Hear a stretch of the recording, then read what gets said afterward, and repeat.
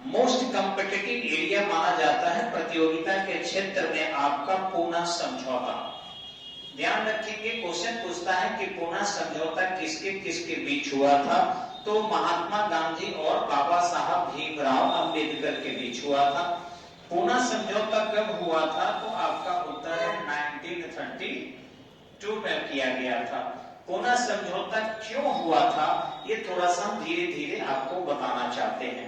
सबसे पहले ध्यान रखेंगे आप कि राउंड टेबल कॉन्फ्रेंस चल रहा था और आपके तीन राउंड टेबल कॉन्फ्रेंस में पहला राउंड टेबल कॉन्फ्रेंस और दूसरा राउंड टेबल कॉन्फ्रेंस लगभग समाप्त हो चुका था और महात्मा गांधी जो थे वो वापस आ चुके थे और उन्हें गिरफ्तार करके और यरवदा जेल में जो पूना में है उनको कैद कर लिया गया था। यानी इस जेल में गांधी जी जो है बंदी बना लिए गए थे, क्योंकि उन्होंने पुनः सविनय अवज्ञा आंदोलन को प्रारंभ कर दिया था।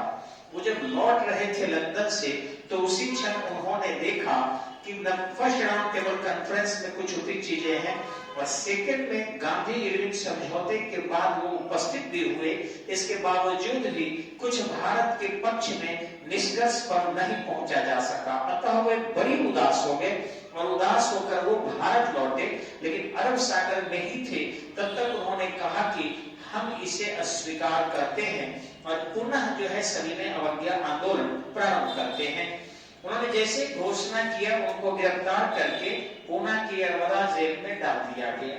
ध्यान रखेंगे कि ये जो है अगस्त 1932 में न केवल दलित लोगों को वोट देने का अधिकार दिया गया, बल्कि एक घोषणा किया था, ब्रिटिश प्रधानमंत्री था रैमजे मैकडोनल्ड।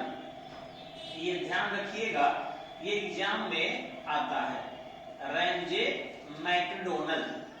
तो उन्होंने किया क्या कि इसी मैकडोनल्ड अवार्ड की घोषणा कर दिया, जिसे हम कम्युनल अवार्ड अथवा सांप्रदायिक पंचायत कहते हैं, जिसमें क्षेत्रीय आधार पर, ध्यान रखिएगा, आरक्षण की जो व्यवस्था दी गई थी वह क्षेत्रीय आधार पर शेड्यूल कास्ट और शेड्यूल ट्राइब के लिए व्यवस्था किया गया था।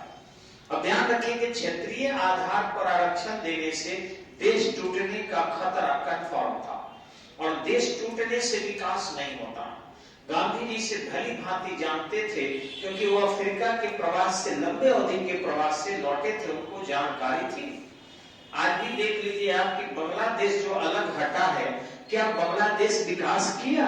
नहीं किया, बहुत पिछड़ा हुआ देश है। वैसे टुकड़े टुकड़े हो जाने से विकास नहीं होता और यहाँ गांधी जी इस चीज को समझ रहे थे कि समस्या केवल दलितों के विकास से संबंधित है, तो क्यों नहीं दलितों को आरक्षण की संख्या को बढ़ा दिया जाए। यहाँ आपको इस मैकडोनल्ड अवार्ड से मात्र 75 सीट जो थे वो रिजर्व किए गए थे। महात्मा गांधी ने इस पूना समझौते के अंतर्गत 148 सीट जो है आरक्षण में दे दिया और कहा कि इतना आरक्षण देकर हम चाहेंगे तो हरिजन का विकास कर सकते हैं, दलित का विकास कर सकते हैं। और इस तरीके से यह समझौता संपन्न हुआ। आपको 24 सितंबर नहीं बल्कि 26 सितंबर को, और ध्यान रखेंगे महात्मा गांधी 20 सितंबर को जो है यरवदा जेल में आमरण अनशन पर बैठ गए थे और फिर राजेंद्र प्रसाद के सहयोग से या सी राजगोपालाचारी के सहयोग से यह समझौता संपन्न हुआ और इस समझौते से भारत में एकता बढ़ी और भारत में सनातन लोग काफी मजबूत हुए। हालांकि अम्बेडकर साहब इस चीज से दुखी थे कि दलित हिंदू होकर भी समाज में सम्मान को प्राप्त नहीं करते हैं, लेकिन गांधी जी ने यह वादा किया कि वे दलितों के उत्थान के लिए हमेशा लगे रहेंगे और वो हमेशा पूरे जीवन, शेष जीवन जो बचा था वो दलित के उत्थान के लिए ही लगा दिए। आगे चर्चा हम लोग करेंगे अगले वीडियो में पाकिस्तान की मांग की।